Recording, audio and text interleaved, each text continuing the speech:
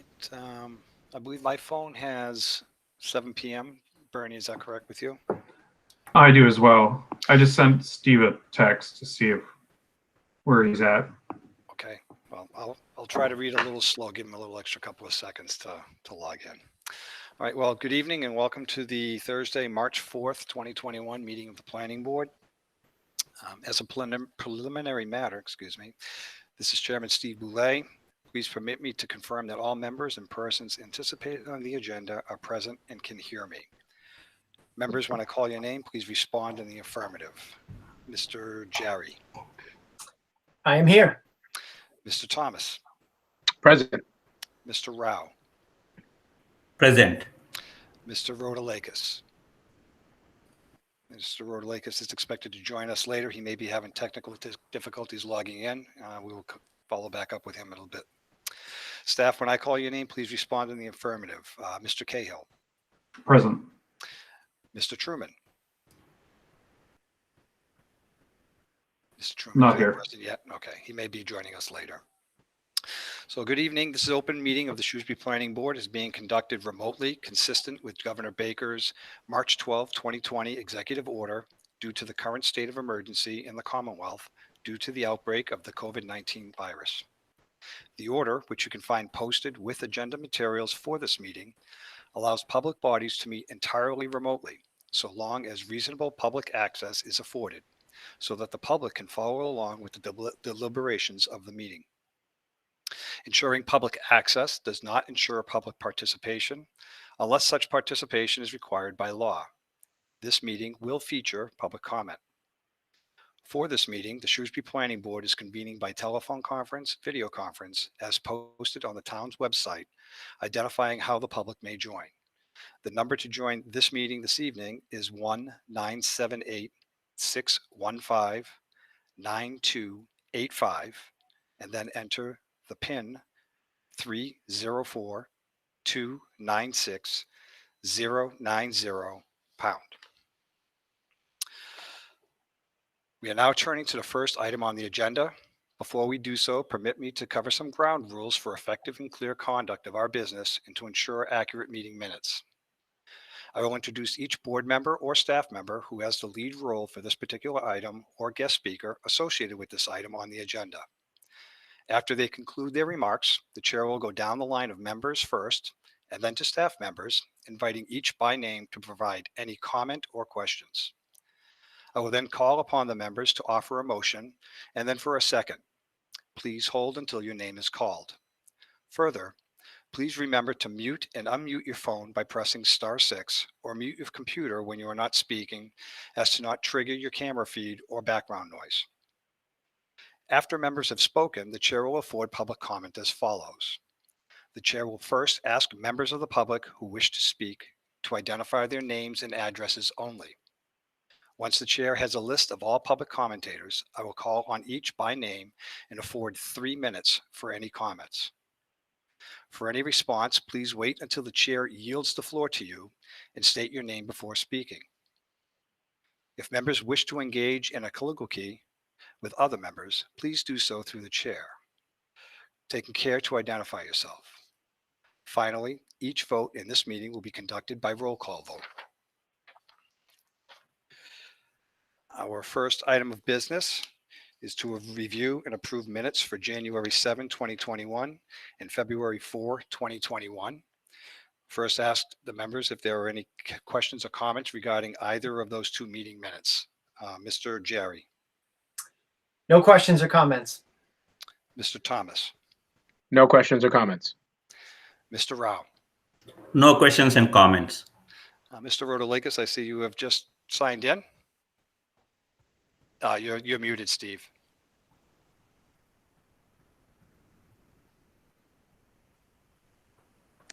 No questions or comments. Thank you. And apparently now that I am assuming that you are now present as well. I am present. Sorry about that. No worries. I guess I missed an update, I guess. No worries. No worries. With that, I will entertain a motion to accept the meeting minutes for January 7, 2021 and February 4, 2021.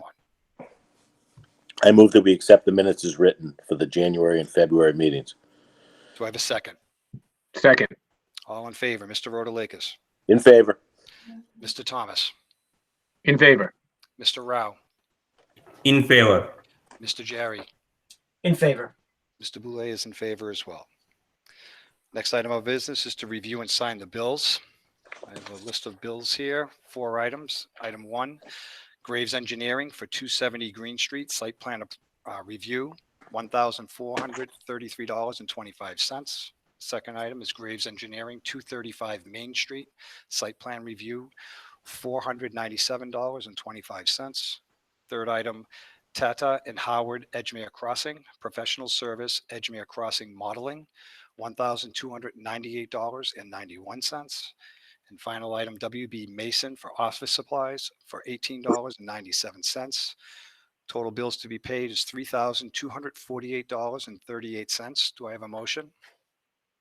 I move that we authorize the expenditures as just read by the chair. Do I have a second? Second. All in favor, Mr. Rotalakis, In favor. Mr. Jerry, In favor. Mr. Thomas, In favor. Mr. Rao, In favor. Mr. Boulay is in favor as well. Thank you. Next item of business is board member comments. I'll open up to the board. Mr. Rotalakis, No comments this month, Mr. Chair. Mr. Thomas, No comment, sir. Mr. Jerry. I have no comments this month either. Thank you. Mr. Rao. No comments, Mr. Chair. Thank you. I have one comment. Just as a reminder, there is still an open associate member for the planning board. For those in the listening audience that have an interest in getting involved with the planning board, I would encourage you to contact the town hall through the town manager's office and apply, and hopefully we can get some people involved and go through the process to get on the board. With that, we open to our first meeting and hearing. The first hearing, Mr. Jerry will be recusing himself. This meeting is a new public hearing for location 653 to 657 Main Street. And it's a new public hearing. So Mr. Thomas, could you please read the public notice? The Shrewsbury Planning Board will hold a public hearing on Thursday evening, March 4th, 2021 at 7 p.m. to hear the application of Timothy M. Jerry and Julie E. Jerry, P.O. Box 113, Shrewsbury, Mass. 01545, as required by the Town of Shrewsbury zoning bylaw, section, Bernie, what's the section on this one? 7U. 7U, for a special permit by the planning board to allow for construction of a single-family dwelling with front and side yard setbacks greater than 10 feet in the town center zoning district at 653 to 657 Main Street. Proposed development is shown on plans entitled Building Permit Plan on one sheet dated February 5, 2021, prepared by HS&T Group Incorporated, 75 Hammond Street, Worcester, Mass. 01610. The subject property is located northerly of Main Street and westerly of Harlow Road and consists in whole and part of Shrewsbury Accessories Tax Plate 22, Plot 065000. Thank you. Will the applicant please introduce themselves and explain why we're in front of us today? Yes, thank you, Mr. Chairman. My name is Timothy Jerry. I am the owner and applicant at 653, 657 Main Street. My wife and I own this vacant parcel, and we intend to build a single-family home there, which is a by right use under the zoning. However, with the recent change of the zoning from RB2 on the parcel to the town center zoning district, the maximum setbacks on the front and side yards, of which this lot has 2, since it's a corner lot on Harlow and Main, are 10 feet. And so we're asking for relief from that so that we can have greater than 10-foot setbacks on the lot. Okay. You finished with your description of what you're here for? Yeah, I mean, I think it's pretty straightforward. I think, we're just trying to locate the house in what would be a fairly conventional spot on the lot that's very much in keeping with all of the houses around it, and would have been in keeping with the zoning under RB2 as it was before. This is just more of a change related to the new zoning that requires us to be here to do this. Very good. Thank you. Thank you. I'll go around the board first. Mr. Rotalakis, any questions or comments? No, I'm of the belief that this lot is protected by general laws 40A Section 6. So I guess this is belt and suspenders, but I think this lot is entitled to that protection. Okay, thank you. Mr. Thomas, any questions? or I think comments? either way, what he's trying to do is better than what the zoning bylaw calls for. So that's my only comment. Okay, Mr. Rao, any questions or comments? I concur with Thomas' comments. Like what he's doing is even more setback, so it's better than what is required. So I am all for it. No comments. Okay, thank you. Again, I reviewed it as well, and I don't have any questions or comments regarding this. This is a public hearing. Is there anyone in the public that wishes to be heard? Please first introduce yourself with your name and number only, and I will circle back to you for you to ask any questions or comments.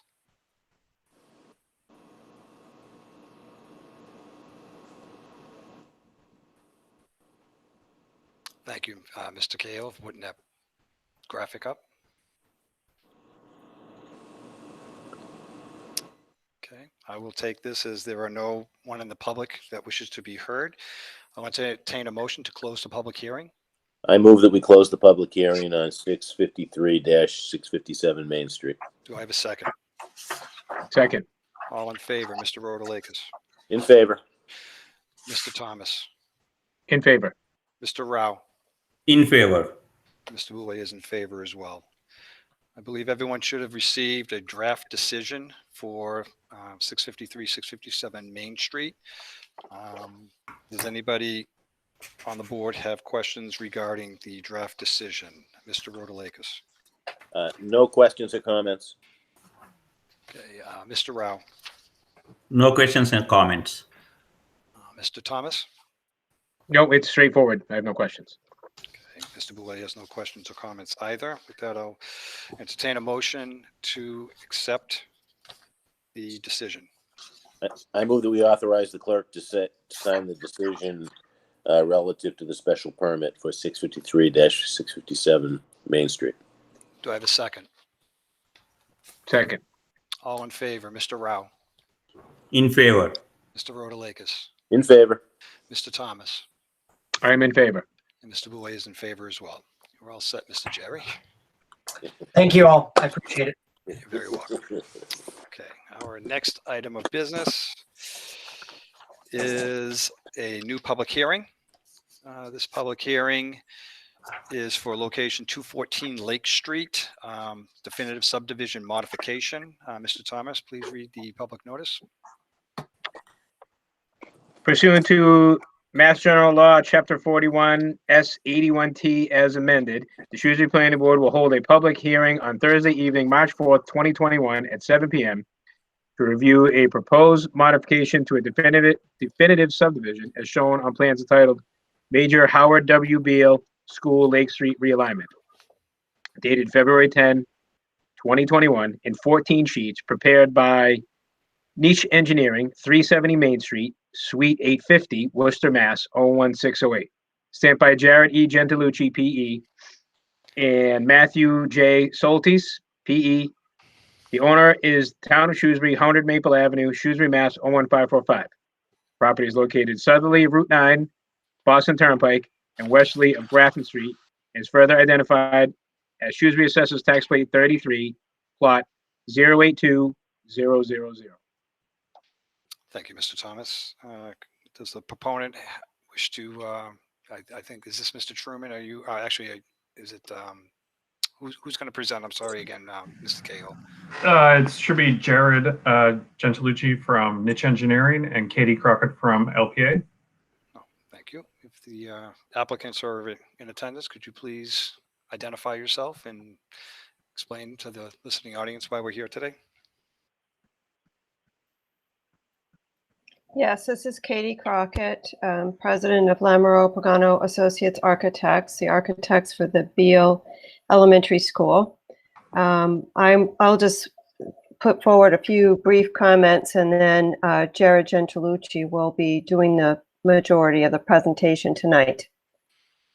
In June of 2019, we made a presentation regarding the Lake Street realignment for this property, the definitive subdivision. And you may recall the objective was to improve sightlines at where the entrances to the school were going to occur. After that was approved, there was a subsequent request to realign the street in order to eliminate impact on some property to the east side of the road where it had been divided into different ownership following DCAM. And so tonight we have the presentation of those modifications. The road has been constructed with this layout, if any of you have had the opportunity to go there. And it has rough paving in place, and some of the improvements have started. And now Jared will present the details. Thank you, Katie. Good evening, Mr. Chair, board members. I'm Jared Gentilucci with Niche Engineering. We are the civil engineering and transportation engineering consulting firm on the project for both the Beale School as well as the Lake Street realignment. We're here in front of you tonight to just discuss the modifications that we've made to the Lake Street alignment and subsequently the definitive plans and the right-of-way adjustments to Lake Street. As Katie mentioned, after we got approval from this board back in June of 2019, there was some things that happened in the background, and subsequently we were requested to make some adjustments to the alignment of Lake Street to avoid impacts to, we often refer to it as the U-shaped farm lot. I believe it is I think I have the address right, 184 Lake Street, which is the property on, one of the properties on the east side of Lake Street. And so what we did is we realigned the road and the proposed right-of-way to avoid impact to that lot. So we held the right-of-way line essentially at the edge of that lot, and we did still make some adjustments on town of Shrewsbury properties, but not on that particular property at 184 Lake Street.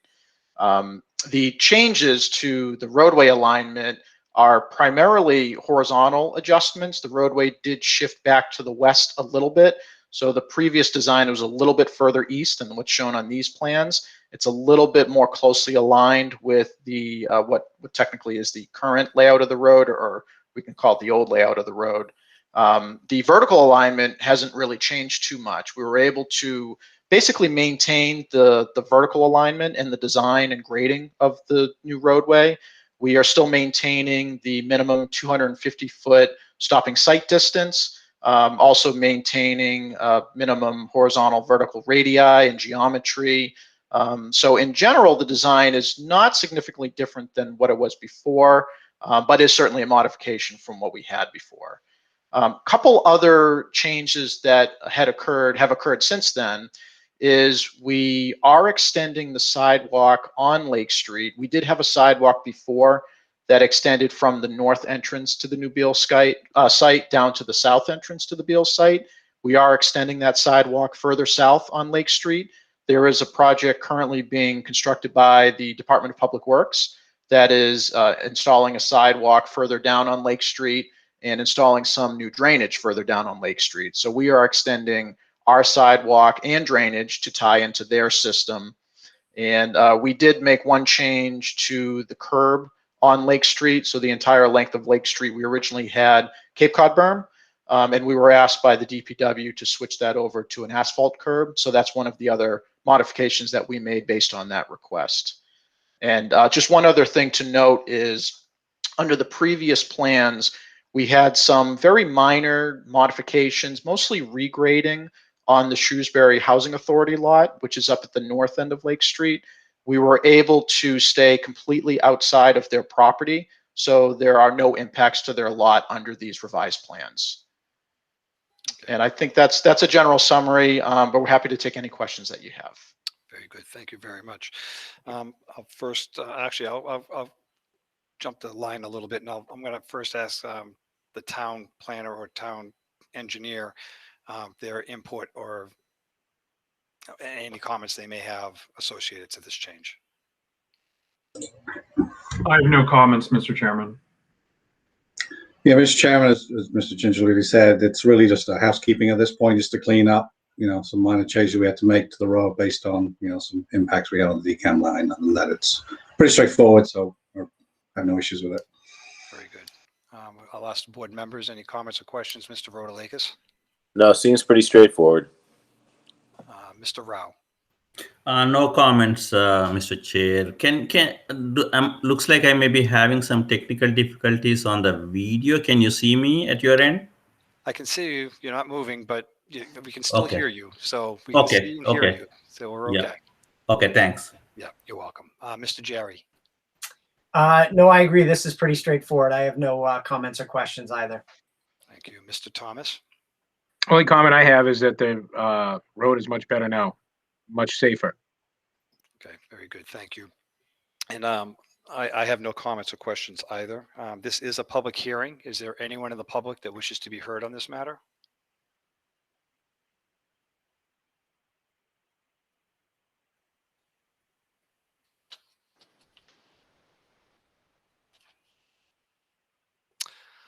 Take that as there are no one in the public that wishes to be heard. I want to entertain a motion to close the public hearing. I move that we close the public hearing on the Lake Street realignment. Do we have a second? Second. All in favor, Mr. Rotalakis? In favor. Mr. Thomas? In favor. Mr. Jerry? In favor. Mr. Rao? In favor. Mr. Boulay is in favor as well. You should have received a draft decision for the Lake Street modification of the subdivision. Are there any questions or comments relative to the draft decision? It's pretty small and straightforward in my view, but Mr. Rotalakis? No questions or comments. Thank you. Mr. Thomas? No questions. Mr. Rao? No questions, Chair. Mr. Jerry? No questions or comments. I have no questions or comments either. I'll entertain a motion to accept the decision. I move that we accept we approve the modification to the definitive subdivision plan for Lake Street. Do I have a second? Second. All in favor, Mr. Rotalakis? In favor. Okay, Mr. Rao? In favor. Mr. Jerry? In favor. Mr. Thomas? In favor. And Mr. Boulay is in favor as well. So that is all set. Our next item of business is an item that Mr. Rotalakis will be recusing himself for.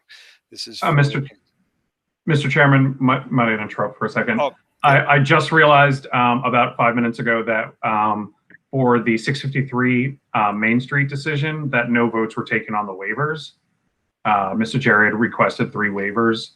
If you could quickly have a vote on those 3 waivers. It's probably my fault. I didn't have the decision immediately in front of me, and I'd forgotten the 3 waivers, or I would have reminded you then. So it was a waiver from to not provide a peer review fee. The second waiver was to not provide a site plan. He provided a certified plot plan instead of one. And then to not provide designs, parking reports, or lighting plan. Given it was a single family dwelling he's proposing, I found all of those to be reasonable, and my recommendations reflected that. Thank you for the clarification, Mr. Cahill. So with that being said, we can revisit the decision that was already passed, and we can discuss if anyone has any questions relative to the waivers that were just described by the town planner. Mr. Rotalakis? No, I'm all set with the waivers. Mr. Thomas? I have no questions about the waivers. Mr. Rao? I'm all set with the waivers, Chair. Mr. Boulay has no questions with the waivers either. If you want, should I just read what the waivers are, or do you think what you described, Bernie, would be enough if we can just go forward with the vote? I think that's probably enough. Okay. What I just said. Very good. Thank you. I want to entertain a motion to accept the waivers according to. I move that we reconsider and reapprove the special permit for 653-657 Main Street, inclusive of the waivers relative to peer review fees, site plans, and design/parking standards. Do I have a second? Second. All in favor, Mr. Rotalakis, In favor. Mr. Rao, In favor, sir. Mr. Thomas, I am in favor. and Mr. Boulay is in favor as well. Thank you for that clarity, Mr. Cahill. Going back to our next continued public hearing, as I mentioned, Mr. Rotalakis will be recusing himself. There's actually a request for a continuance for location 5 and 9 Centek Boulevard. The request is to continue until our next meeting, which will be held on April 1st, 2021. Is there anyone on the board have questions or comments relative to the request for continuance? Mr. Rao. I'm sorry, Mr. Rao, you cannot vote on this one. I apologize for that. Mr. Thomas. No questions. Mr. Jerry. No questions or comments. And I have no questions or comments either. So I'll entertain a motion to continue this public hearing. I move that we continue the site plan approval for the office building with garage on 5 and 9 Centek Boulevard to our April 1st, 2021 meeting at 7 p.m. Do I have a second? Second. All in favor, Mr. Jerry, In favor. Mr. Thomas, I'm in favor. and Mr. Boulay is in favor as well. Our next item of business is another continued public hearing for location 235 Main Street, medical office, site plan approval and special permit. There is also a request for continuance to our next meeting on April 1st, 2021. Does anyone on the board have questions or comments relative to the request for continuance? Mr. Rotalakis, No questions or comments. Mr. Rao, No questions or comments, Chair. Mr. Thomas, No, sir. No questions or comments. Mr. Jerry. I have no questions or comments either. I have no questions or comments either. I'll entertain a motion to continue this public hearing. I move that we continue the public hearing on the medical office building site plan approval and special permit 235 Main Street until Thursday, April 1st at 7 p.m. Do I have a second? Second. All in favor, Mr. Rotalakis, In favor. Mr. Rao, In favor. Mr. Thomas, In favor. Mr. Jerry, In favor. Mr. Boulay is in favor as well. Our next item of business is a new public hearing for Whitney Home Builders LLC, Common Driveway Multifamily Development Site Plan and Special Permit Modification, location 257 Main Street. If Mr. Thomas could please read the public notice.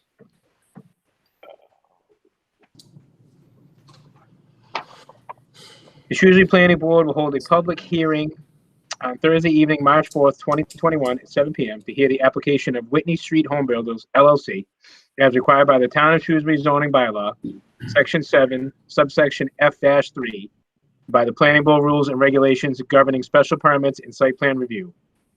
Article 4, Section 3, for modification of an approved site plan and special permits by the Planning Board to allow for the construction of 2 detached single-family dwelling units instead of an attached 2-family duplex dwelling in the multifamily residential 2 zoning district, and to allow the reconfiguration of the private driveway on lot 2-3R and a minor reconfiguration of the common driveway as shown on plans entitled Site Plan Development for 257 Main Street, dated February 10, 2021, consisting of one sheet prepared by J.M. Grenier and Associates, 787 Hartford Turnpike, Shrewsbury, Mass. 01545. Upon property located north of Main Street and easterly of Ireta Road, the subject premise consists of Shrewsbury Assessors Tax Plate 20, Plot 036000, Tax Plate 20, Plot 036002, and Tax Plate 20, Plot 036003. Okay, thank you, Mr. Thomas. Is the applicant present and ready to give a presentation? Yes. Yes. Mr. Chairman, John Grenier, J.M. Grenier Associates. I'm also here with Jim Vincasa with Whitney Street Home Builders. The modification that we are proposing was based on discussions with both Whitney Street Home Builders and the town. whereas on the multifamily lot, we are separating those so that they are 2 individual units. The primary purpose of this was to, and this was a comment from the board at the time, that to be in better keeping with the neighborhood, we felt that having 2 separated units would be less massing, separate units, and provide, again, 2 units that are in better keeping with the neighborhood. There really is no other change in terms of how the drainage or the infrastructure works. Everything's pretty much the same. We do have an emergency vehicle turnaround right before what's shown as Unit 1. So we have adequate access and entry for emergency vehicles. But based on discussions with the town, we felt that this was a better layout and better for all parties, including the abutters. So if anybody has any questions or comments, we'd love to address them. Very good, thank you. Go around the board first. Mr. Rotalakis, any questions or comments? No, I think it looks better, and I think it will be less intrusive for the neighbors, and certainly probably less disturbance on the lot itself. Correct. Okay, thank you.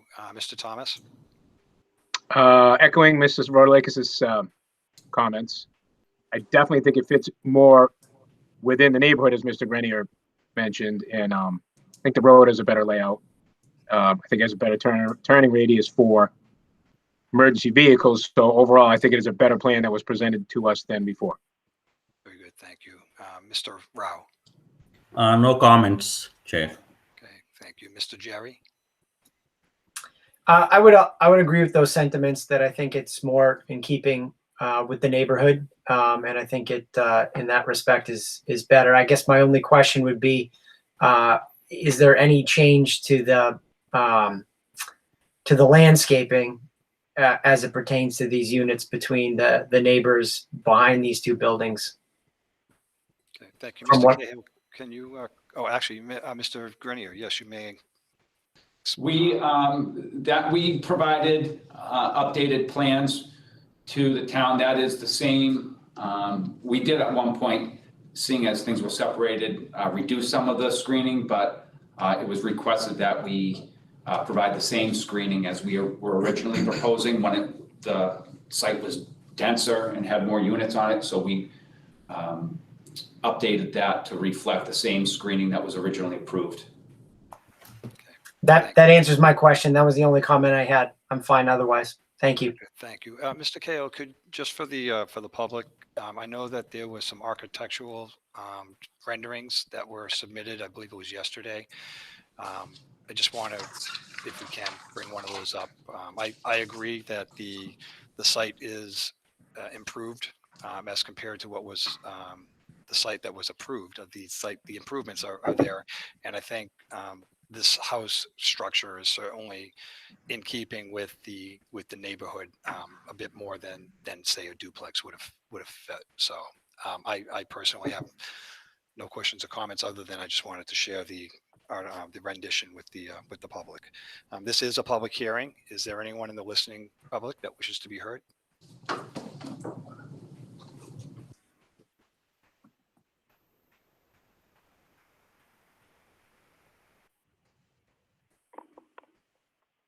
I believe it's *6 to unmute if you've called in by phone.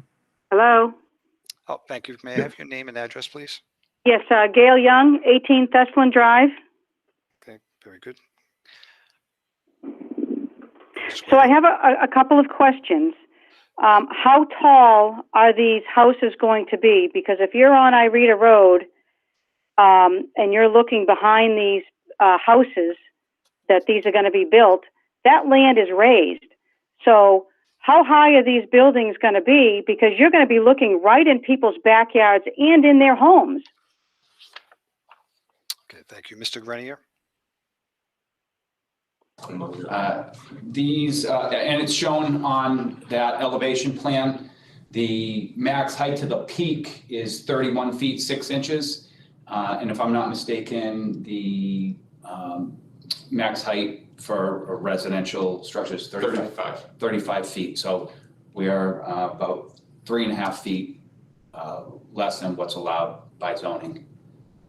And then my next question would be, who is going to monitor the builder so he stays within that, so we don't have to come back and ask for a special permit variance because it went higher or added another floor that shouldn't be there? How is this going to be monitored for the people that live in the neighborhood? Okay, I'll ask Mr. Cahill to respond to that.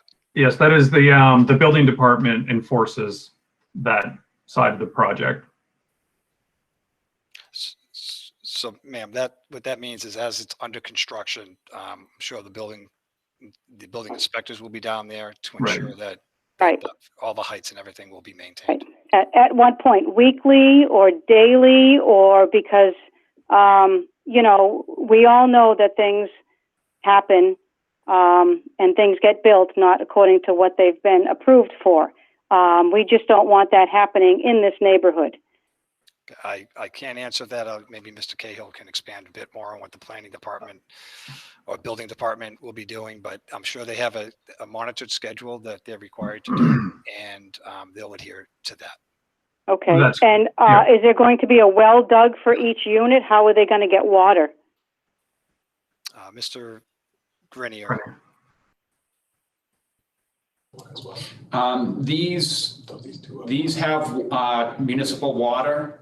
There is a single family lot that is in front of these that will have a well, but these are going to be serviced by municipal water and sewer.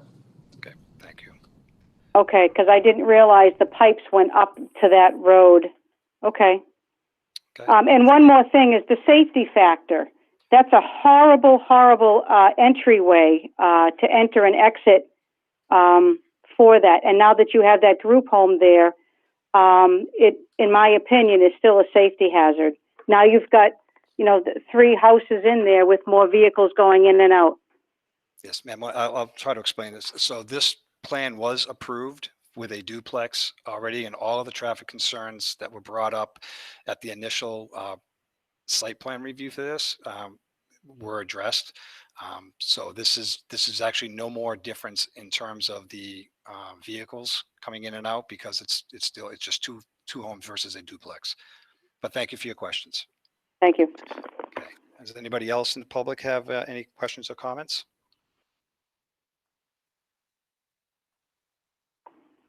Yes. Lena Pashu, 24 Irita Road. I'm sorry, your name again? Lena Pashu, 24 Irita Road. Very good. Thank you, ma'am. Could I please ask you a question? Yes. My question is in regards to the trees. These past 2 weeks, the builder has been on the property and has taken down almost all the trees on that property, exposing the power lines. So my question has to do with, when will those trees go up? Because every tree that was on the existing property has already been taken down. Okay, very good. Thank you. Mr. Grenier? Yeah, you know, once the major site work is done and they get into, which obviously they're going to have to do some grading on the lot.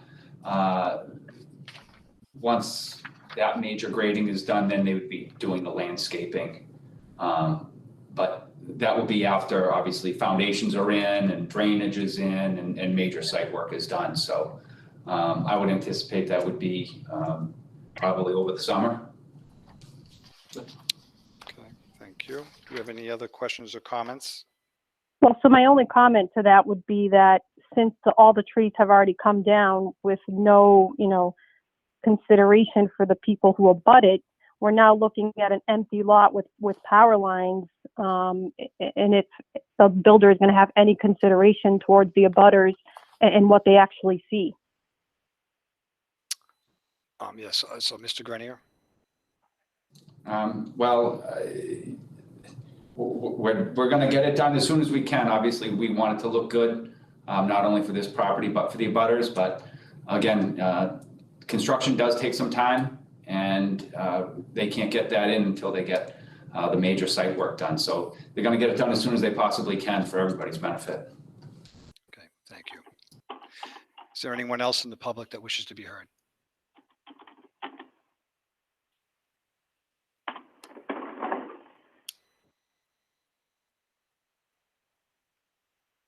I will take that as there is no more public comment. I will entertain a motion to close the public hearing. I move that we close the public hearing on the site plan and special permit modification for 257 Main Street. Do I have a second? Second. All in favor, Mr. Rotalakis? In favor of the modification. That we're just closing the public hearing right now. Oh, I'm sorry. Yeah, in favor of closing the public hearing. Mr. Rao, In favor. Mr. Jerry, In favor.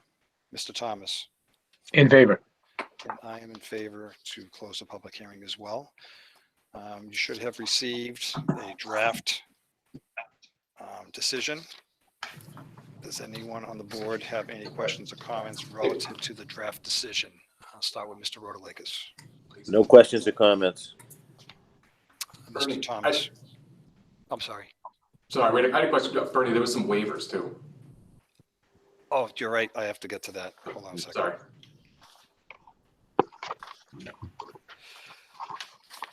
Hold on a second. I got too many papers going over here.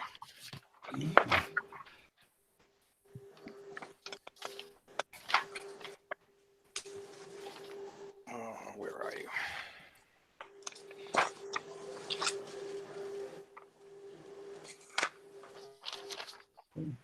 Bernie, do you have the waivers handy?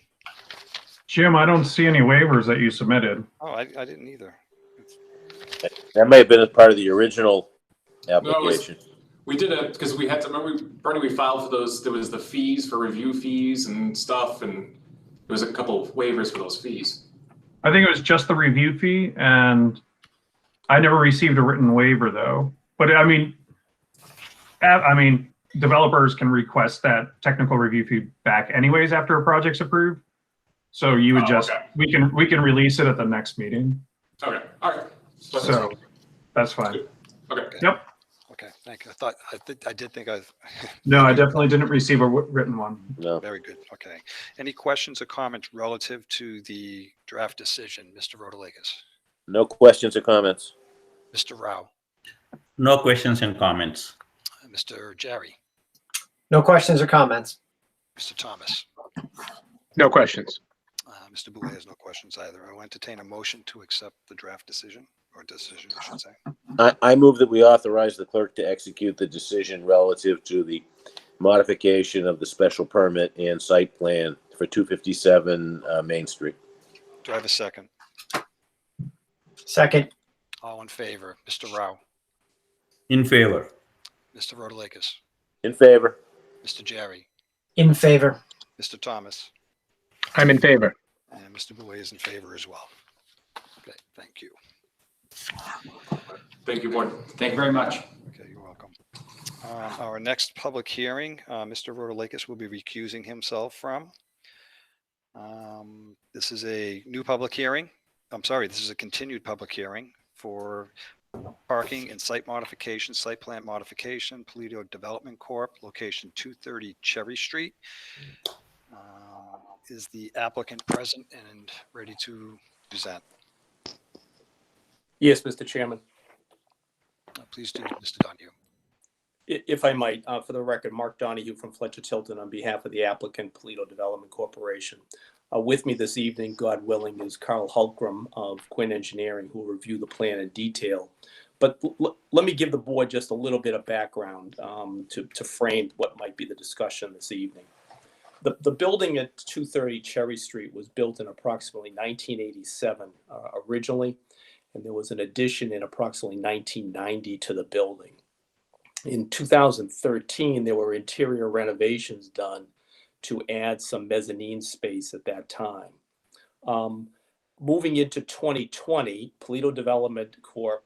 Sought a building permit to divide the space, the interior space, which had been occupied by a single tenant, so as to reduce that tenant's space. The tenant's name is Nitco, as their business had changed, and to make space available for a new tenant which has been located, a company called Delaware Valley Florist, which is in the business of warehousing and distributing floral products.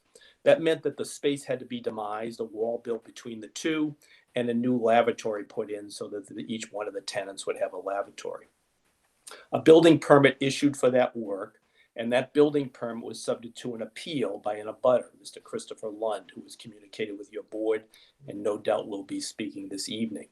He appealed to the Zoning Board of Appeals, and as part of his appeal, he challenged the grant of the building permit, asserting that there was zoning violations ongoing at the property as it related to NITCO's use. And what he asserted basically were three things: that the building was being used as a sales room for automobiles. It was being used as a sales room for construction equipment. And third, it was being operated as a garage. The Zoning Board of Appeals took that appeal, held 2 meetings, more than 5 hours of testimony, all told, in that process. And by decision of February 25th, or filed with the town clerk on February 25th of this year, upheld the determination of the building inspector on granting the building permit, thereby rejecting Mr. Lund's appeals on the issue of use, but did note or reverse the building inspector on the issue of obtaining site plan modification for the changes as proposed to the exterior.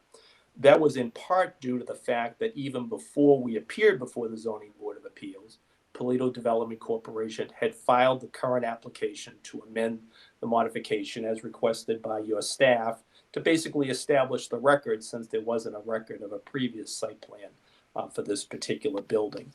So the issues that I think you're inevitably going to hear about tonight about use have already been essentially litigated by the Zoning Board of Appeals and really are unrelated to the issue at hand.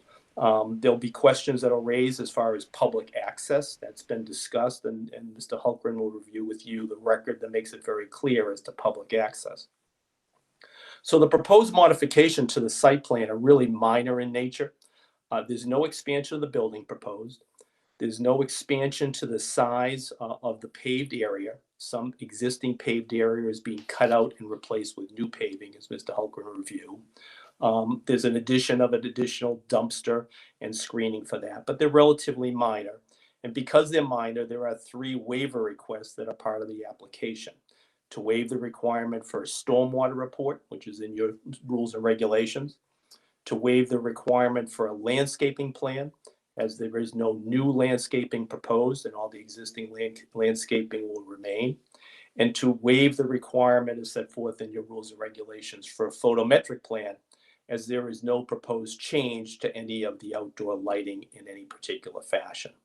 So with your permission, I'll just ask Mr. Hultgren to review with you the modifications to the plan that are proposed, and so you can better understand the purpose, and then we'll be glad to answer any questions that you may have. Thank you. Thank you. Thank you. Please do. Good evening, Mr. Chairman. Carl Hultgren, Quinn Engineering. Thank you for that summary, Attorney Donahue. As you mentioned, we have an application before the board for a site plan modification at 230 Cherry Street. This work proposed inside the building.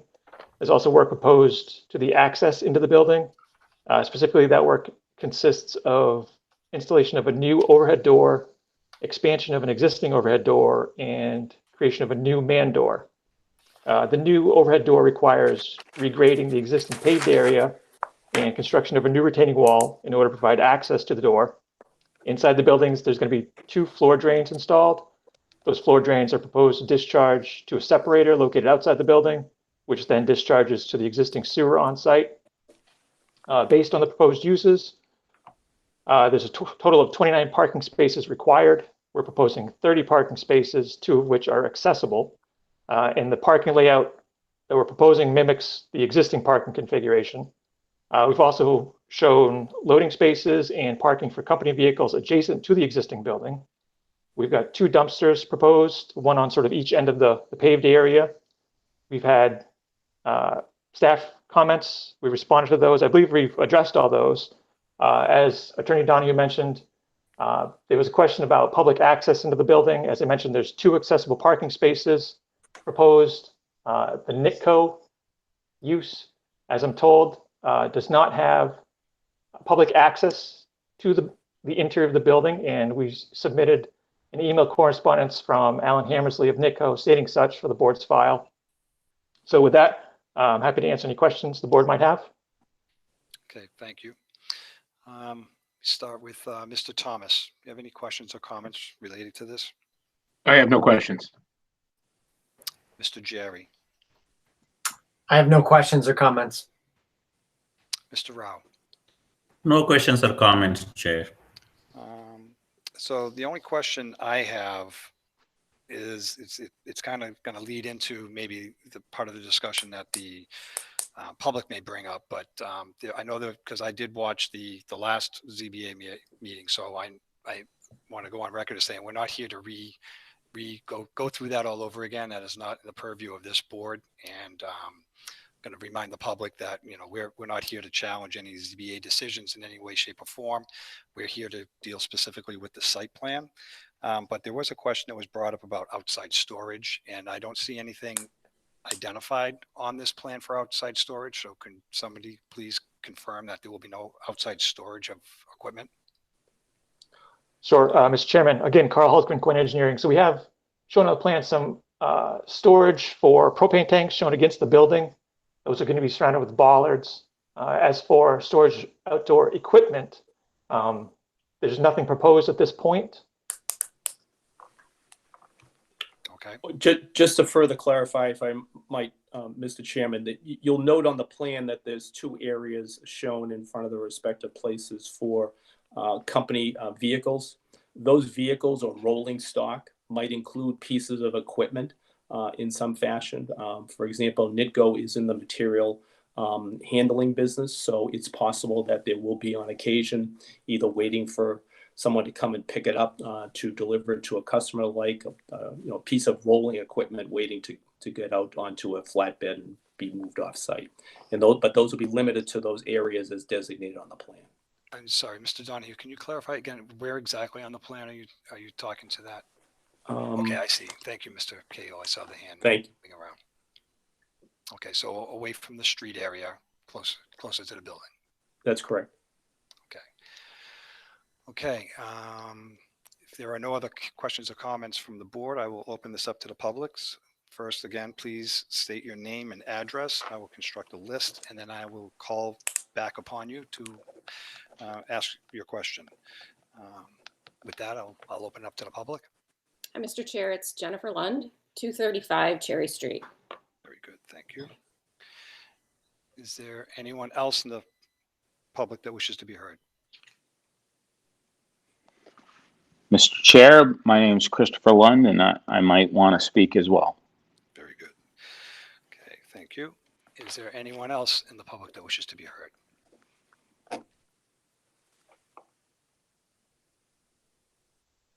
Okay, so we'll start with Mrs. Lund. If you could please state your name and address again, and then ask your question. Absolutely. Thank you, Mr. Chairman. Again, it's Jennifer Lund. I'm at 235 Cherry Street. And I am going to be speaking for both myself and my husband, who has announced himself as well. And our comments will really be related to a letter that we did submit to the chairman yesterday regarding the site plan modification and the associated waivers that are before us today. So we are asking the board to take into consideration a couple concerns that we have on the completeness of the plan.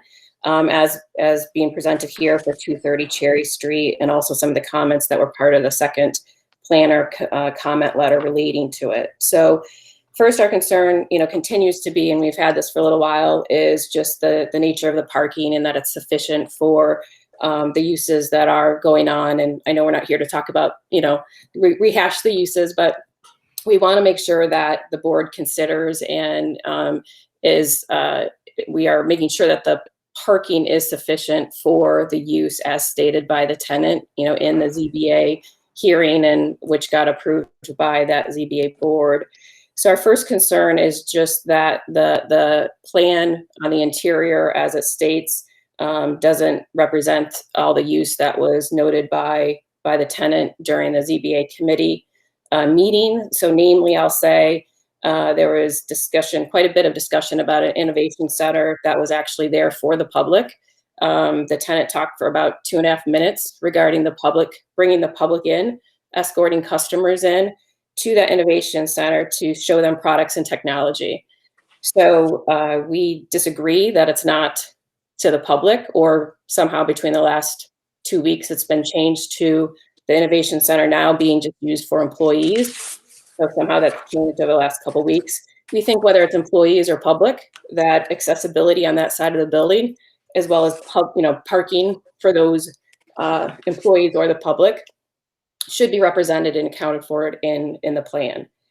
The other piece regarding parking and sufficiency for that is, again, the plan only shows a small office space, but again, noted by the tenant that they talked about at the ZBA, 4 or 5 office employees, a parts office, service office with 2 service people, and then the innovation center.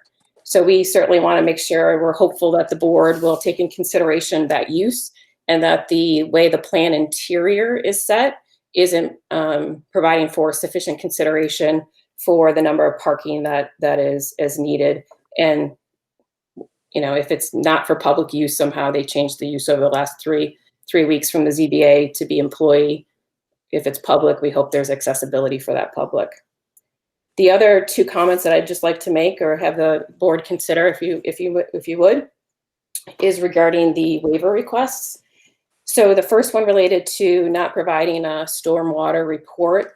I think we want to just note that, again, based on the tenant's description at the ZBA meeting, they talked about a steam bay, they talked about equipment storage, they were doing some repair on their own equipment in that garage. It was considered a private garage because they were doing repair, but that there was greasing and oil checks, and there's an evaporator involved. So we think based on that and based on those uses, that this still requires, standard 5 per the Mass DEP.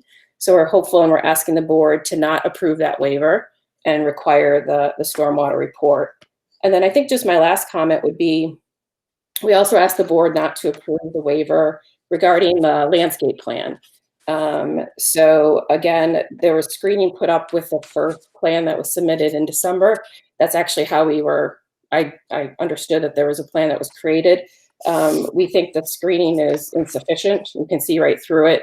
We provided some letters or a couple of pictures regarding it, and the parking, the use of the parking space, not adhering to what is allowed in the parking space has been a problem for several years, and we've had several concerns and complaints about it. So we thank you for considering our concerns, and that's all I have to say. Very good, thank you. I'll first, I put a couple of notes down here. So my first response, I'd like to ask the town planner. I believe the parking has been evaluated relative to the square footage of the building. Is that correct? That's correct. Excuse me. That's correct, Mr. Chairman. So just to clarify, planning boards do not, during site plan, look at the interior layout of buildings. So what we request is an overall square footage for the use within the side of the building. So as presented to the board, there's 4,012 square feet of office space within the building and 28,201 square feet of warehouse space being proposed within the building. So based on the calculations, what we require in the zoning bylaw, they do meet the parking requirements in terms of numbers. Is that what you had in mind, Mr. Chairman? Yes, that is. Okay. So, okay, very good. Thank you. And on the public access portion of the question, I'll give my opinion on that, and then I'll ask maybe Mr. Donahue to expand if he feels the need.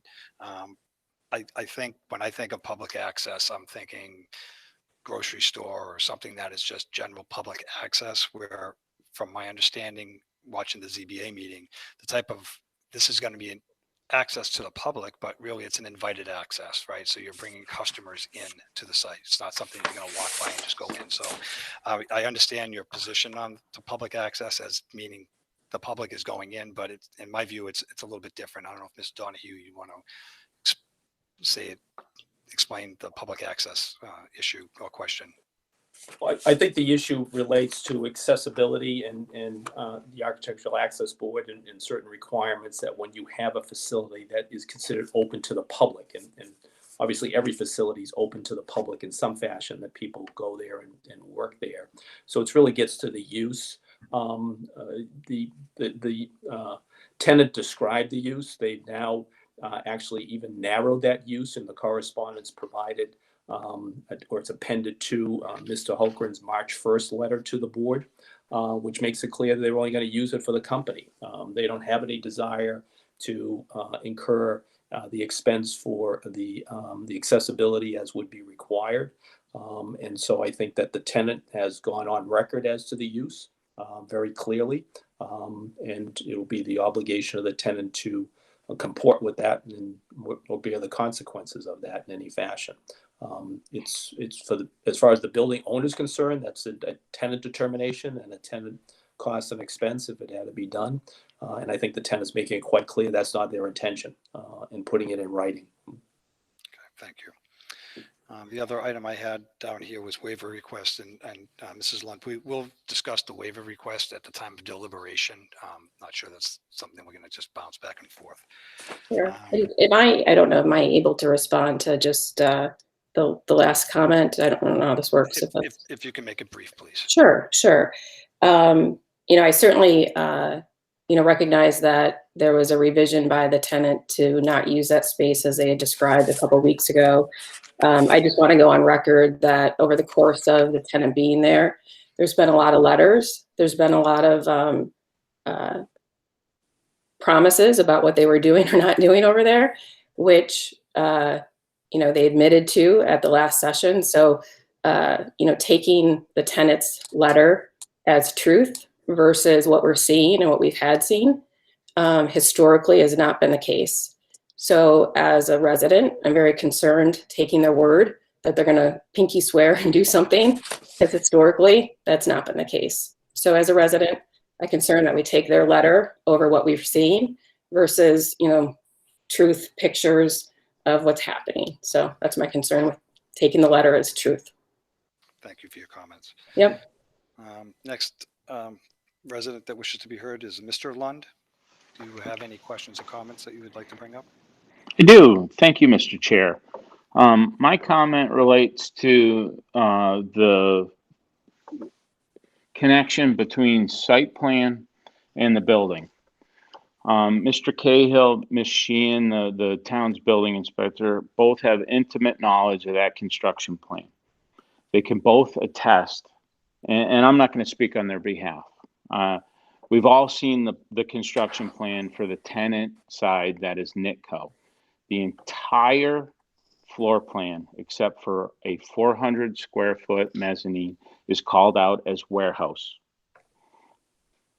I am not going to sit here and accept that an innovation center, where whether it's for customers or it's employee training that involves employees, is it 10 employees, 20 employees, however many employees of Nitco showing up to go through training, shouldn't be identified on that plan, and that space where the innovation center is to be should be allowed to be warehouse parking on the site plan.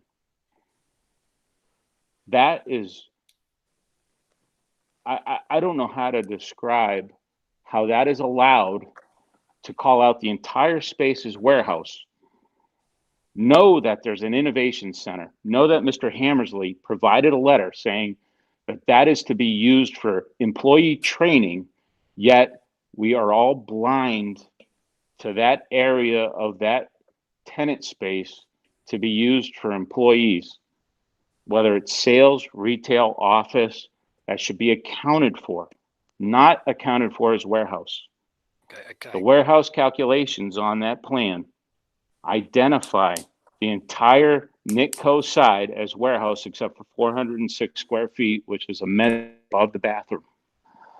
That does not account for the innovation center. Okay, I hate to interrupt you here, but I'm just going to get clarification. So Mr. Cahill, when the building calculation for square footage has got nothing to do with identifying individual space inside the facility. It's just available space. Is that correct? That's correct. For this board, as I mentioned earlier, we do not look at the interior layout. Planning boards do not look at the interior layout of structures, only what's presented to us as a total. So when we get a total, we look at whether it's a restaurant or one of these plazas, we look at a total of what's there. So if it's medical space, mixed use, whatever, we don't look at where's your cubicles, where's your, I mean, the planning boards in Massachusetts just don't do that. We look at what is being presented to us, and we have to take at the word of the developer and the owner that this is happening, and then it becomes an enforcement issue on the building side. So if it's found that they're not using warehouse space for warehouse space, then that gets brought up. The building inspector is the first one who's going to notify us, and then it would come back before the board. So it could come back before the board. What the site plan does is the reason, I mean, I think the site plan, what it will do in the future is provide the building inspector and the building department generally with ground to stand on when they're enforcing code, right? When they're enforcing something, they can go out there and they'll now have a site plan where they can say, you're doing something that wasn't on the approved site plan. They can bring it to this board's attention, and you can ask them to come back to the board and explain themselves. Where up until this date, there's never been a site plan, or if it is, it's somewhere in the archives buried away from 30 years ago. So what this does is provide her with, and the whole department, with a stool to stand on.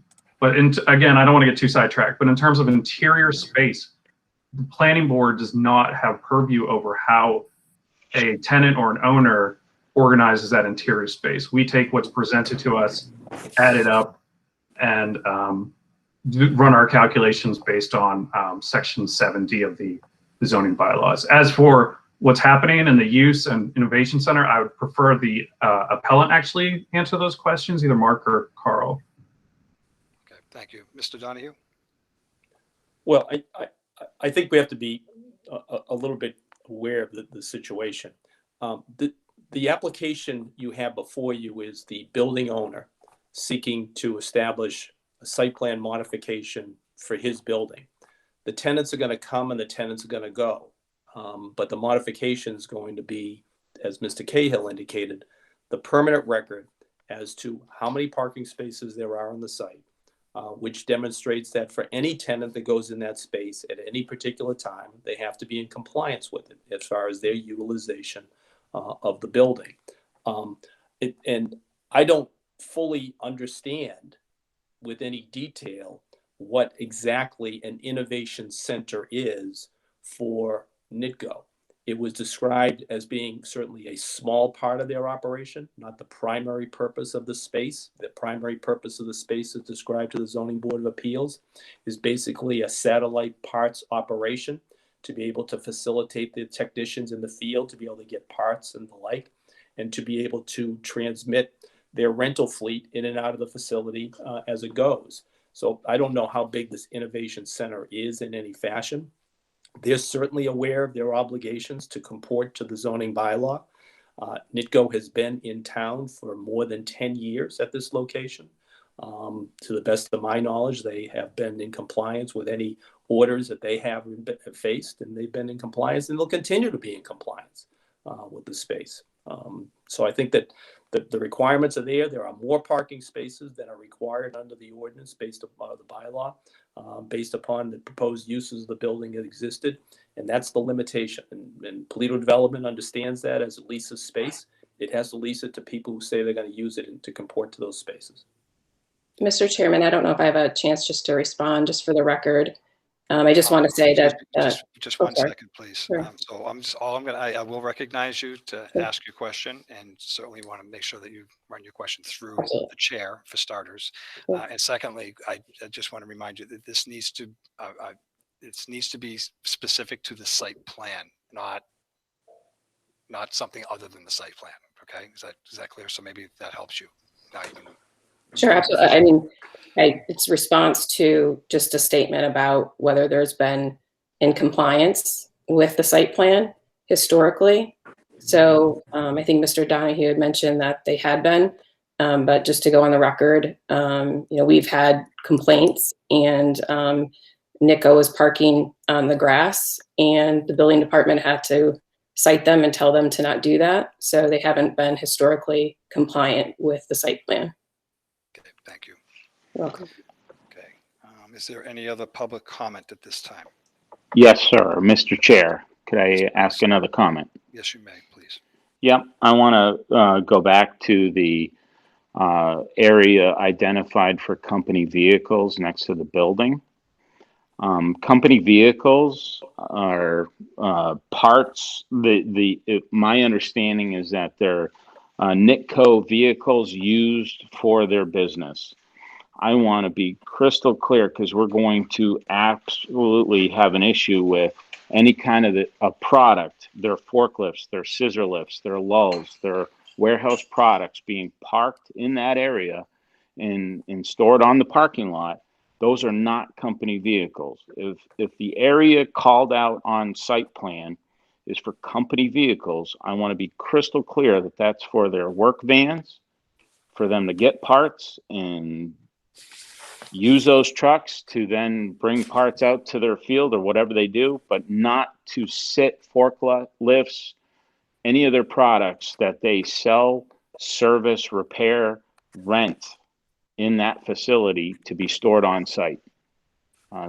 Just one other area I want to clarify. Thank you.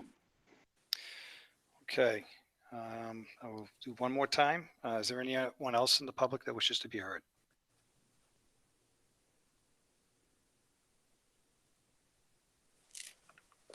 Okay. That being said, I will entertain a motion to close the public hearing. Mr. Chairman. Oh, sorry.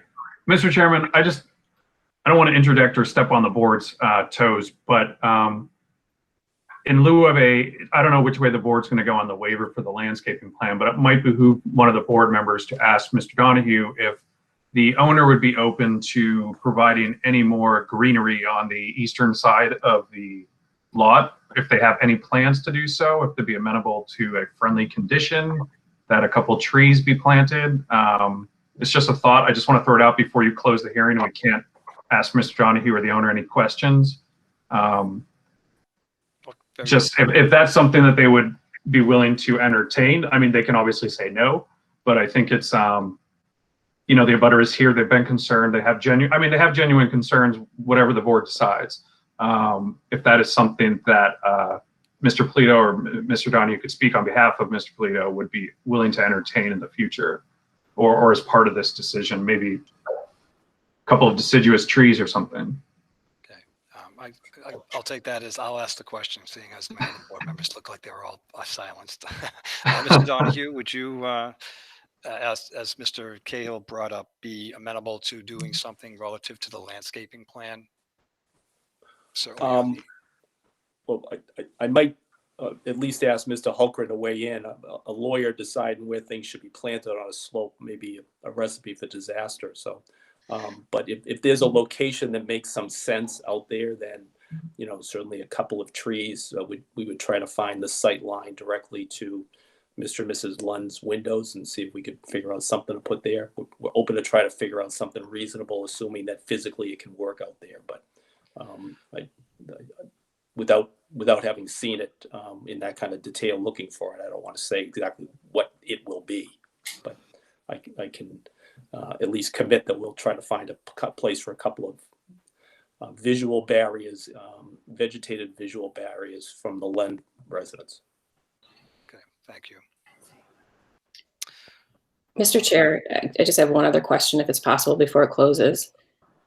In following with Mr. Lund's question, I'm not sure we got an answer.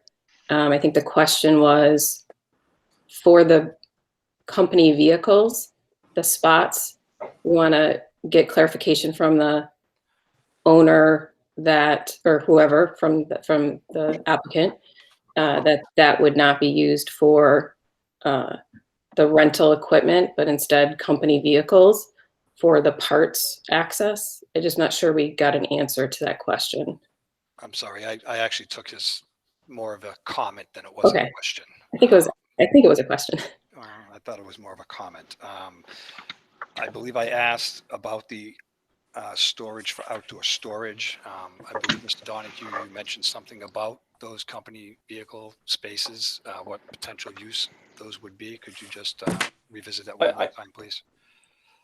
I guess the answer would be, Mr. Chairman, without trying to craft it right now, is we will make sure, and I'll commit to outline directly in a correspondence to the tenant what the limitations are in the bylaw with regard to outdoor storage of equipment, that exists in the industrial zone.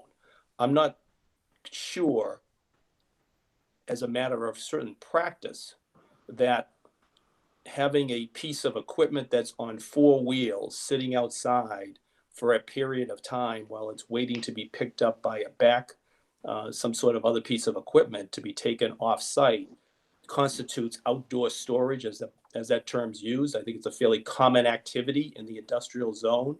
But I'll make sure that the tenant understands what you can't do. And they will, and I'm sure that the landlord will make sure that they comply with that. Okay, thank you. Mr. Chair. Just one last question, Mr. Lund, please. Yeah, this is Mr. Lund. It was absolutely a question. I don't know if it's appropriate for the appellant's attorney to dictate the terms of how the parking's to be used. Under Section K of off-street parking, it's company vehicles, it's customers, it's employees. It's not to be used for the products they sell, the products they rent, to be used on any level for those purposes. And I do wish that the planning board comment on that, because it's going to be an enforcement issue moving forward. Thank you. Thank you. If I might quickly, Mr. Chairman, sure. Let me just make sure that people are clear on the record. The areas marked for company vehicles are not included in the count of 30 parking spaces for the site. The site otherwise has 30 parking spaces and comports to the parking requirements of the bylaw. These are in addition to that. So it's Section K says plus excuse me, equipment Lund, vehicles. Please. Yep, sorry. Okay, thank you, Mr. Donahue. Okay, I know that we'll go round and round on this, and I think we'll end up in the same spot. So I think we have enough information at this point. I would entertain a motion to close the public hearing. I move that we close the public hearing for site plan modification, Polito Development Corp., 230 Cherry Street. Do I have a second? A second. All in favor, Mr. Thomas? In favor. Mr. Rao? In favor. Mr. Jerry? In favor. I'm in favor as well. At this point, the public hearing is closed. We do have a draft decision in front of us, keeping in mind all the comments that was brought up during the meeting. Does anyone have on the board have any questions or comments relative to this? I will bring up, I'm referencing the memo that was sent on February 26th from the Shrewsbury Planning Department relative to these specific waivers that are on there. First waiver is to not provide stormwater report. The second waiver is for rules and regulation not to provide a landscape plan. And the third is to not provide a photometric plan. Given what's happening on the site with the modifications that are going on, the planner's recommendation is to recommend approval of those waivers. I'm in agreement with that. If I would ask any of the other members of the board if they have any questions or comments relative to the waiver requests. Mr. Thomas.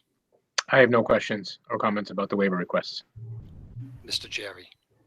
No, I have no further questions or comments on them either. Okay, Mr. Rao. No questions or comments, Mr. Chairman. Okay, thank you. Based on that, has everyone had a chance to look through the decision itself? Anybody have any questions or comments relative to the overall decision? Mr. Thomas. I have no questions, sir, about the overall decision. Mr. Rao, No questions, Mr. Chairman. Mr. Jerry. I have no questions either. Okay, and I don't have any questions either. With that, I'll entertain a motion. Mr. Chairman, Yes. I just didn't want it to get forgotten. It did sound like the appellant or the applicant would be amenable to some trees along the, I'm pretty sure I'm viewing it correctly, the eastern side. I'm trying to look at the northern line. The eastern side on Cherry Street towards the abutters house. Now, typically we have, for street trees in like a subdivision, it's about 1 tree for every 50 feet. You've got about 200 something feet of side yard here. I don't know if the board wants to say 3 deciduous trees, 4, or if you just want to, it depends. I don't want it to get lost, and it's up to the board. I don't want to dictate to you. I agree. Thank you. I just think the board should take it into consideration No, I agree. and discuss it at least. Yes, and thank you for reminding me of that. That was brought up. Yeah, I think absolutely that some landscaping improvement is in order. I think to what Mr. Donahue said, having a professional decide where those things could be placed is going to need some time. So I think if maybe we can put a modification to the decision to add a line relative to, I'll leave it up to the board to give me an idea. Are we figuring 3, 4 trees where appropriate to help with the screening on the eastern side of the property line? Mr. Thomas? I have no issue with that, sir. Mr. Jerry? I have no issue either. I think it's a good idea. Okay, Mr. Rao? I think it's a good idea to include some language in the approval to that effect. Yeah. Okay, so the only question I'm going to have is who's going to be presenting the motion, because you'll need to add that in. Exactly. Would a move. Yeah, and the condition. And we'll also have to approve the conditions. Now, I've already read the conditions, so I don't know if we need to reread them or have a separate vote on that, Bernie. What do you think? You mean the waivers? The waivers, I apologize. You do need to have a vote on them. You can vote them all at one time if you believe the board's of one mind. Okay, so let's take that on first. So I'll take a motion to accept waivers. Article 4.1G.24, rules and regulations not to provide a stormwater report. Article 4.1G.17, rules and regulations not to provide a landscape plan. And the third one, Article 4.1.G22, not to provide a photometric plan. Do I have a motion? I move that we approve the waivers read by the chair. Do I have a second? Second. All in favor. Mr. Rao? In favor. Mr. Jerry? In favor. Mr. Thomas? In favor. Mr. Boulay is in favor. Now, that being said, even though that there was a recommendation not to provide a landscape plan, I think it does not prevent us from adding a discrete line in the decision itself to add, I forgot, is it the number 3 or 4? I think we could say up to 4 deciduous trees. Yeah. Should we have a minimum though? Because if it's up I'm trying to write a condition on the fly here. The applicant shall provide for increased landscaping and vegetative screening, so pretty general in that sense, along the eastern lot line of the property that includes no less than 3 deciduous trees. That sure. And do you, so we've run into this at other sites, not this site. Did you want to have something about reviewed by the board or submitted for their review? And then you can decide if it won't prohibit the building permit or any work being done at 2:30. It will just allow you to see it again. So we wouldn't put it as a condition of approval. We'd just put it for, or do you want it to be planning department? I think something like this could probably fall, because we've done this in the past where just the planning department has reviewed and has been pretty much in line with, I've yet to see one that where the planning department reviewed it, it did not comply with the wishes of the board. So I think if we have that as the to be reviewed by the planning department, now of course if the planning department has issue, you can certainly, or if the the department can certainly bring it to the board's attention to request that the applicant come back for review.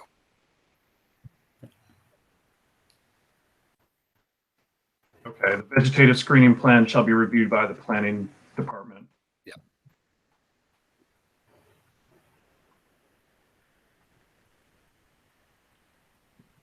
Right. Okay, thank you. Now I'll entertain a motion. I move that we approve the decision as presented in front of us, including the waivers read by the chair and the waiver as read by the planner as far as the landscaping is concerned for the site at 230 Cherry Street, Toledo Development Corp. Do I have a second? Second. All in favor, Mr. Rao, In favor. Mr. Jerry, In favor. Mr. Thomas, In favor. Mr. Boulay is in favor as well. Thank you. Thank you. You're welcome. Go on Thank to you very our much. Next item. Thank you. We'll go on to our next item of business. This actually closes all of the public hearings for this evening. Our next item of business is to discuss and vote on a bond for, one second, McGovern Auto Group, 77 Washington Street.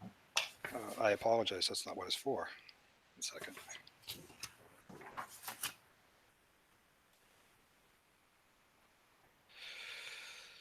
Help me out here, Bernie. This is a bond for $1,537.90, but I don't see where it's associated. Hold on. 770. Excuse me? Sorry, this is 770 Boston Oh, Turnpike. I apologize. Yes, 770 Boston Turnpike. Again, the bond is for $1,537.90. Is there any questions or comments relative to this, Mr. Thomas? No questions. Mr. Jerry? No questions. Mr. Rao? No question, Chair. Mr. Rotalakis? No questions. Okay, I have no questions either. I'll entertain a motion. I move that we approve the bond for 770 Boston Turnpike as read by the chair. Do I have a second? Second. All in favor, Mr. Rotalakis? In favor. Mr. Jerry? In favor. Mr. Rao? In favor. Mr. Thomas? In favor. And Mr. Boulay is in favor as well. Next item of business is discussion around the zoning articles for our May 22nd, 2021 annual town meeting. Mr. Kao, you have... Thank you. Yeah, I'll keep it brief. So we're really, just looking to get some feedback around one of these. The first one is accessory uses. So we are looking to, as I mentioned before, make this subsection of the bylaw a lot clearer to users, to people in town. Accessory uses are like swimming pools, sheds, so things we see a heck of a lot of, as you can imagine. That's probably the most common item that comes up in the planning and building departments. So before you, I sent you a possible draft text revision and a possible draft table revision. So we kind of wanted to get your feedback on which one you prefer, so we know which one to start drafting for your public hearing next month, and also for the preliminary warrant articles, which are due at the end of next week. So I can tell you that we have reviewed it with the building department members, and they are all very much in favor of the table format instead of text for allow for easier reading. But I'd like to hear what the board has to say as well about that. I'll go around the board. I'll put my comments last. Mr. Rao. I'll be certainly in favor of a table which is better readable both by us as well as common people, you know. If there is any legal reason to have it in the text form, then we can have both the text and table, but I am more of a table person. I support that. Very good. Thank you. Mr. Jerry. I agree with Mr. Rao's comments. I think the table is more straightforward and is a little bit clearer and more user-friendly, and thank you. I'm in favor of that. I'm in favor of the table. I agree with your comments. I prefer a table as well. Yeah, thank you. I agree. A lot of times we've been going away from a lot of the verbiage because it is confusing to follow along, to say the least. Tables are certainly more straightforward in my view. So based on what I heard from the board, I don't think you need a vote on this. I think you just No. look for a suggestion. I believe the board is in favor of the table format, so I would continue Great. going on with that. All right, great. So in the next couple of weeks, if not sooner, you'll receive an updated draft of the table, much more refined for your review. The other one was I sent you from town council, which was a legal opinion written last year and has kind of led to the next zoning article, which is to change section 4B, which those of you who served on the zoning board of appeals are well aware of, for modifications to existing non-conforming structures. For changing the 50% rule right now, which we have shall not be increased more than 50%. So there's been some changes in case law since this was written many, many years ago. So this is to update that. So I'd recommend reading that letter prior to next month's public hearing and getting familiar with it. And we'll have some text for you. I hope after next week. I have a meeting with town council to review some changes to the language, some modification. And then finally, you've received a copy of the town center map for the town center district cleanup to get those kind of orphan little pieces cleaned up that we left out last summer. So those are the three big items that we're dealing with, or the only ones for zoning articles this year. So if you do have any questions, but anyone watching this, the public hearings on those three items will start in the April planning meeting. So that's all I have, Mr. Chairman. Thank you. Thank you. As I look at my sheet, it looks like we have gone through the entire agenda. With that, I would like to thank everyone for tuning in. And again, would like to remind everyone that there is an open position as an associate member for the planning board, and encourage you to contact the town manager's office to see how to apply for that. With that, I'll entertain a motion to adjourn. I move that we conclude this evening's public hearings. Do I have a second? Second. All in favor, Mr. Rotalakis, In favor. Mr. Rao, In favor. Mr. Thomas, In favor. Mr. Jerry, In favor. Mr. Boulay is in favor as well. Thank you and good night. All right. Thank you, everybody. Thank you.